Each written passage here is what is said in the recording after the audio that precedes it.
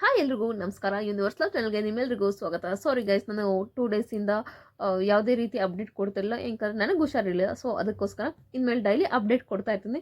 ಈಗ ರಾಶಿಕ್ ಅವರು ಈ ವಾರ ಕ್ಯಾಪ್ಟನ್ ಆಗಿದ್ದಾರೆ. ಅವರ ಒಂದು ಕ್ಯಾಪ್ಟನ್ ನೇತೃತ್ವದಲ್ಲಿ ಈ ವಾರ ನಾಮಿನೇಟ್ ಆಗಿ ಸೇವ್ ಅನ್ನೋ ಒಂದು ಕಾನ್ಸೆಪ್ಟ್ ನಡೀತಿದೆ. ಅದೇ ಕಾನ್ಸೆಪ್ಟಲ್ಲಿ ಈಗ ಗೇಮ್ ಕೂಡ ನಡೀತಿದೆ.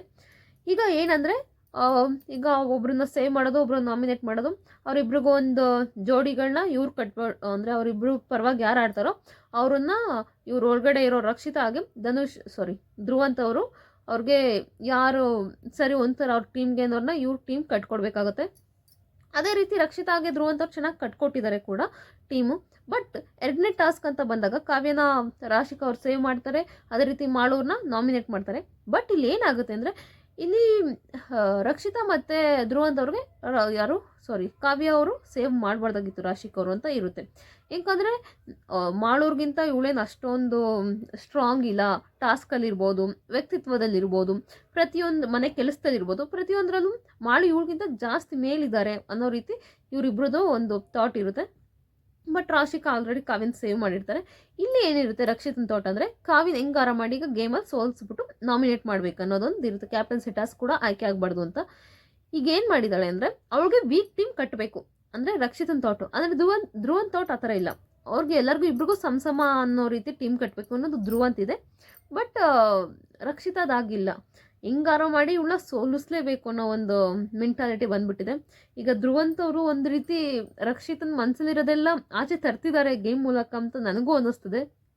ರಕ್ಷಿತ ಕೆಟ್ಟವಳು ಅಂತ ಹೇಳ್ತಿಲ್ಲ, 100% ಅವಳಿಗೆ ಇಷ್ಟ ಇಲ್ದಿರೋ ಟೀಮ್ನ ಸೋಲ್ಸೋದು ಅವಳು ಒಂದು ಸ್ಟ್ರಾಟಜಿ ಕೂಡ ಆಗಿರ್ಬೋದು. ಅದು ನಾನು ತಪ್ಪು ಅಂತ ಹೇಳೋಕ್ಕಾಗೋದಿಲ್ಲ. ಇಲ್ಲಿ ಕಾವ್ಯ ವೀಕ್ ಇದ್ದಾರೆ ಅಂತ ಅವ್ರಿಗೆ ಅನಿಸಿದಾಗ ಅವಳು ನಾಮಿನೇಟ್ ಆಗೋದು ಸರಿ ಅಂತ ಅವ್ರಿಗೆ ಅನಿಸಿದೆ ಅಂದರೆ, ವೀಕ್ ಟೀಮ್ ಕಟ್ಟೋದು ಕೂಡ ಅವ್ರಿಗೊಂದು ಆಪರ್ಚುನಿಟಿ ಸಿಕ್ಕಿದೆ, ಉಪಯೋಗಿಸ್ಕೊಳ್ಬೋದು ಅನ್ನೋ ರೀತಿ ನಾನು ಹೇಳ್ತಿದ್ದೀನಿ. ಬಟ್ ಇಲ್ಲಿ ಧ್ರುವಂತ್ಗೆ ಇಷ್ಟ ಆಗ್ತಿಲ್ಲ. ಏನಂದರೆ, ಇಲ್ಲಿ ರಕ್ಷಿತಾಗೆ ಧನುಷ್ ಕೂಡ ಇವ್ರ ಟೀಮ್ಗೆ ಹೋಗ್ಬೇಕು, ಯಾರು ಮಾಳು ಟೀಮ್ಗೆ ಹೋಗ್ಬೇಕು. ಅಶ್ವಿನಿಯವ್ರು ಕೂಡ ಮಾಳು ಟೀಮ್ಗೆ ಹೋಗ್ಬೇಕು. ಅದೇ ರೀತಿ ಸ್ಪಂದನ ಕಾವ್ಯನ ಟೀಮ್ಗೆ ಹಾಕ್ಬೇಕಂತೆ. ರಘುರ್ನು ಕೂಡ ಕಾವ್ಯ ಟೀಮ್ಗೆ ಹಾಕ್ಬೇಕಂತೆ. ಗಿಲ್ಲಿ ಕೂಡ ಕಾವ್ಯನ ಟೀಮ್ಗೆ ಹಾಕ್ಬೇಕಂತೆ. ಅದೇ ರೀತಿ ಚೈತ್ರ ಕೂಡ ಕಾವ್ಯ ಟೀಮ್ಗೆ ಹೋಗ್ಬೇಕಂತ. ಅಂದರೆ ಸ್ಪಂದನ ವೀಕ್ ಇದ್ದಾಳೆ, ಸೊ ಕಾವ್ಯ ಟೀಮ್ಗೆ ಹೋದ್ರೆ ಅವ್ರು ಸೋಲ್ತಾರೆ ಅಂತ. ಬಟ್ ಧ್ರುವಂತ್ ಆಗಿಲ್ಲ. ಇಲ್ಲ ಸ್ಪಂದನ ಮಾಳೂರು ಟೀಮ್ಗೆ ಹೋಗ್ಲಿ, ಇಬ್ರದ್ದು ಕಾವ್ಯ ಮತ್ತು ಇವ್ರದ್ದು ಒಂದು ಜಟಾಪಟಿ ಆಗುತ್ತೆ, ಇಬ್ಬರು ಗುದ್ದಾಡ್ ಗೆಲ್ಲಿ ಅನ್ನೋ ರೀತಿ ಅವ್ರು ಹೇಳ್ತಾರೆ. ಬಟ್ ಇಲ್ಲಿ ರಕ್ಷಿತಾದಾಗಿಲ್ಲ. ಇಲ್ಲ ವೀಕ್ ಇರೋರೆಲ್ಲ ಹಿಂಗೆ ಇರಬೇಕು, ಸ್ಟ್ರಾಂಗ್ ಇರೋರೆಲ್ಲ ಆ ಕಡೆ ಹೋಗ್ಬೇಕು ಅನ್ನೋದು ಅವಳದೊಂದು ಥಾಟ್ ಇದೆ.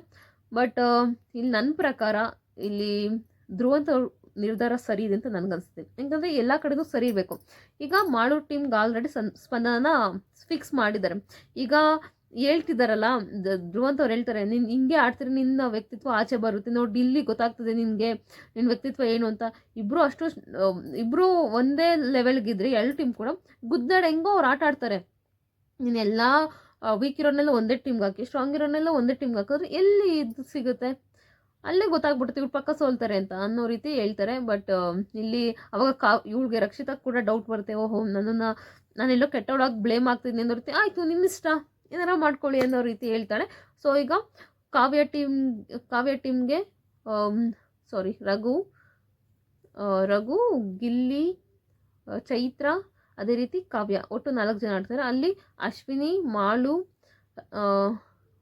ಧನುಷ್, ಅದೇ ರೀತಿ ಇನ್ನೊಬ್ರು ಯಾರಿದ್ದಾರೆ, ಮಾಳು, ಸ್ಪಂದನ, ಓಟೆ. ಇಲ್ಲಿ 4 ಜನ ಇದ್ದಾರೆ, ಅಲ್ಲಿ 4 ಜನ ಇದ್ದಾರೆ. ಬಟ್ ಈ ಟೀಮ್ ಸರಿ ಹೋಗಿದೆ ಅಂತ ಅನಿಸುತ್ತೆ ನನಗಿಲ್ಲಿ. ಆಶ್ಚರ್ಯ ಏನು ಅನಿಸಿದಂದರೆ, ಧ್ರುವಂತ್ ಅವ್ರು ಹೇಳ್ತಾರೆ ಧನುಷ್ನ ಕಾವ್ಯ ಟೀಮ್ಗೆ ಹಾಕಿ, ರಘುವ್ರನ್ನ ಮಾಳು ಟೀಮ್ಗೆ ಹಾಕ್ತಾರೆ, ಮಾಳು ಟೀಮ್ಗೆ ಹಾಕ್ತೀನಿ ಅಂತ.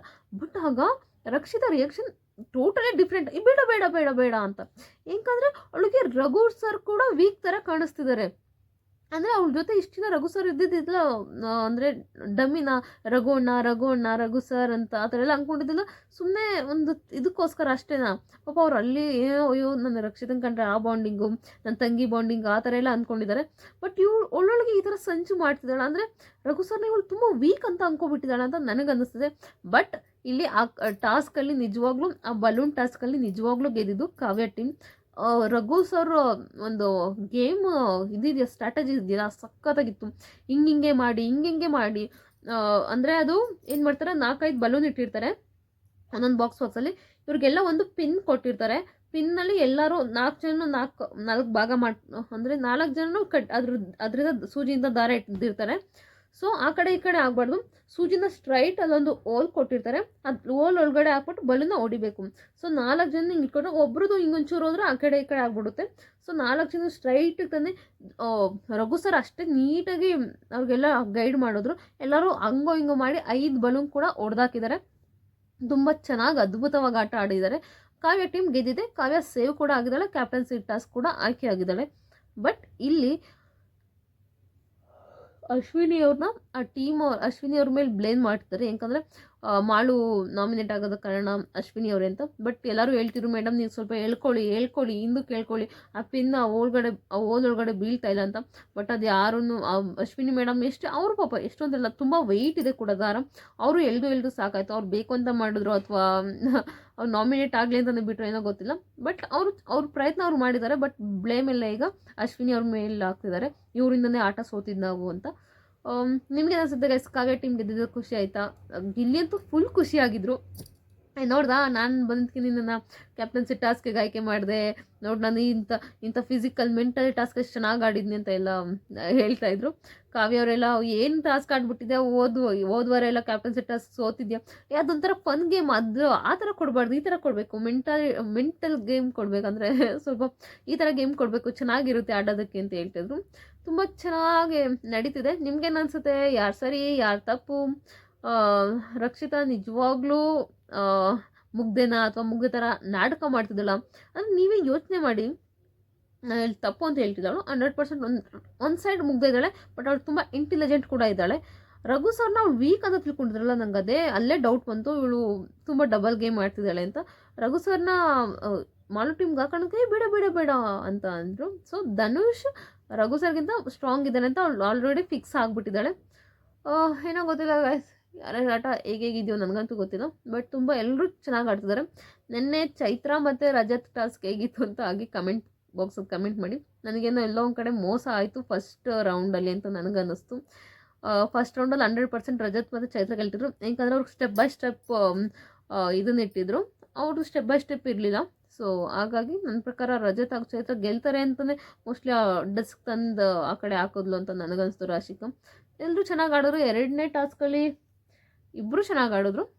ಬಟ್ ಚೈತ್ರ ಅವ್ರು ಬರೀ ಮಾತೇ ಆಯಿತು ಅಂತ ನನಗನ್ನಿಸ್ತು.